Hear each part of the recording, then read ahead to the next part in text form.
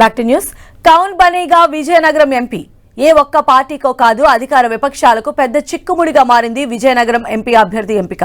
Sitting ఎంపీని కొనసాగించాలా, కొత్త వారికి ఛాన్స్ ఇవ్వాలా అన్న తర్జన భర్జనలో అధికార పార్టీ ఉండగా సీనియర్లు సీన్ నుంచి తప్పుకోవడంతో కొత్త ముఖాల కోసం జల్లెడ పెట్టుకొని వెతుకుతోంది టీడీపీ. మరో 10-15 రోజుల్లో షెడ్యూల్ విడుదలయ్యే అవకాశం ఉన్నా రెండు పార్టీల్లోనూ స్పష్టత లేకపోవడమే చర్చకు తావిస్తోంది.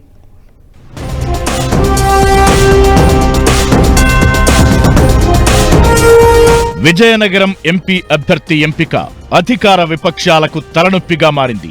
ఉత్తరాంధ్రలోని కీలక నియోజకవర్గమైన విజయనగరం పార్లమెంటు స్థానంలో మంత్రి బొత్సకు గట్టి పట్టుంది. గతంలో బొత్స సతీమణి ఝాన్సీ లక్ష్మి విజయనగరం ఎంపీగా పనిచేశారు. ఆ తరువాత టీడీపీ తరపున సీనియర్ నేత అశోక్ గజపతిరాజు ప్రాతినిధ్యం వహించారు. ప్రస్తుతం ఎంపీగా బెల్లాన చంద్రశేఖర్ వ్యవహరిస్తున్నారు. అయితే ఎంపీ బెల్లానకు మరో ఛాన్స్ వస్తుందా రాదా అన్న చర్చ జరుగుతోంది. 2009లో ఏర్పాటైన విజయనగరం లోక్సభ స్థానంలో ఒకసారి కాంగ్రెస్, మరోసారి టీడీపీ, గత ఎన్నికల్లో వైసీపీ గెలిచాయి. ఇప్పటి వరకు జరిగిన 3 ఎన్నికల్లో ఒకసారి గెలిచిన పార్టీ మళ్లీ గెలవలేదు. అదేవిధంగా ఒకసారి పోటీ చేసిన వారు రెండోసారి పోటీ చేసి ఓటమి చవిచూడటం ఇక్కడి ఆనవాయితీగా కనిపిస్తోంది. 2009లో ఎంపీగా గెలిచిన బొత్స ఝాన్సీ లక్ష్మి ఆ తరువాత జరిగిన 2014లో ఓటమి చవిచూశారు.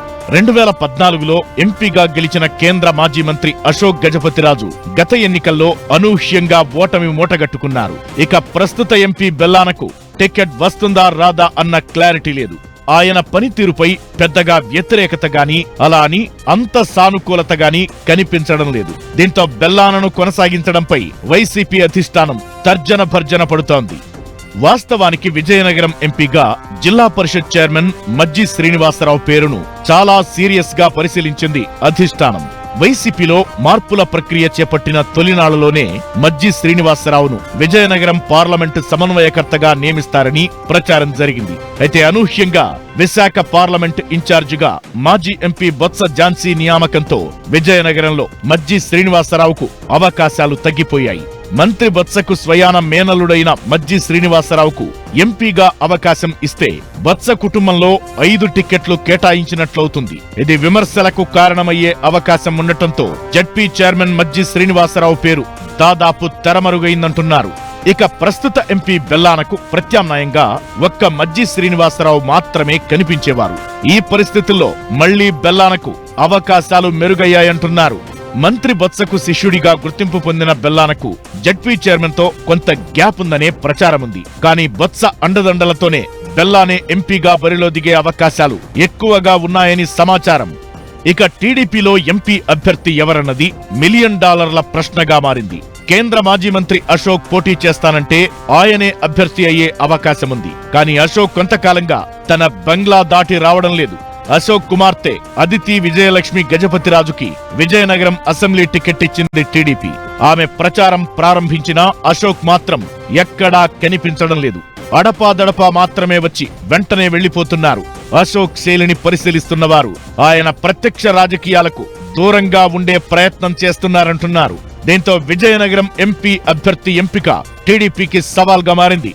కాస్తో కూస్తో పేరున్న నేతలంతా ఎమ్మెల్యేలుగా పోటీ చేయడానికే మొగ్గు చూపుతున్నారు. దీంతో ఎంపీ అభ్యర్థిగా చాలా మంది పేర్లు పరిశీలిస్తోంది టీడీపీ. అశోక్ పోటీ చేయనంటే జిల్లా పార్టీ అధ్యక్షుడు కిమిడి నాగార్జునకు ఎంపీగా అవకాశం ఇవ్వాలని భావించింది పార్టీ. నాగార్జున ఇన్ఛార్జిగా ఉన్న చీపురుపల్లిలో మాజీ మంత్రి గంటా లేదంటే మాజీ ఎమ్మెల్యే మీసాల గీతను పోటీకి పెట్టాలని భావిస్తోంది టీడీపీ. అయితే గంటా పేరు తెరపైకొచ్చిన నుంచి అలక వహించిన నాగార్జున పూర్తిగా పార్టీ కార్యక్రమాలకు దూరమయ్యారు. కీలకమైన ఎన్నికల సమయంలో ఇటు పార్టీ అగ్రనేతలకు అటు కేడర్కు దూరంగా ఉండటం, పైగా ఇతర ప్రైవేటు వివాదాల వల్ల ఆయన అభ్యర్థిత్వాన్ని పార్టీ పక్కనబెట్టిందంటున్నారు. ఇక విజయనగరం మాజీ ఎమ్మెల్యే మీసాల గీత, నెల్లిమర్ల టీడీపీ ఇన్ఛార్జ్ కర్రోతు బంగారాజుతో పాటు తూర్పు కాపు సామాజిక వర్గానికి చెందిన ఓ సాఫ్ట్వేర్ కంపెనీ యజమాని పేరును పరిశీలిస్తున్నట్టు తెలుస్తోంది. మాజీ ఎమ్మెల్యే గీతకు విజయనగరంలో ఛాన్స్ దక్కనందున చీపురుపల్లిలో పోటీకి పెట్టాలని ముందుగా భావించింది. అయితే మాజీ మంత్రి గంటాయే అక్కడ బలమైన అభ్యర్థిని సర్వేల్లో తేలిందని అంటున్నారు. దీంతో గీతను ఎంపీ అభ్యర్థిగా పరిశీలిస్తున్నారు. అయితే ఆమె అభ్యర్థిత్వాన్ని మాజీ మంత్రి అశోక్ వ్యతిరేకిస్తున్నట్లు చెబుతున్నారు. దీంతో ప్రత్యామ్నాయంగా నెల్లిమర్ల టికెట్ దక్కని బంగారాజు పేరు తెరపైకొచ్చింది. నెల్లిమర్ల సీటును జనసేనకు కేటాయించడంతో బంగారాజు ఎమ్మెల్యే కలలు ఫలించలేదు. దీంతో ఎంపీ అభ్యర్థిగా బంగారాజుకు అవకాశాలు మెరుగయ్యాయంటున్నారు. ఏదైనా సరే నియోజకవర్గంలో ఎక్కువగా ఉన్న తూర్పు కాపు సామాజిక వర్గానికి చెందిన వారినే ఎంపీగా పోటీకి పెట్టే అవకాశాలు ఉన్నాయంటున్నారు. ఇలా రెండు ప్రధాన పార్టీలకు ఎంపీ అభ్యర్థి ఎంపిక సవాల్గా మారిందంటున్నారు పరిశీలకులు.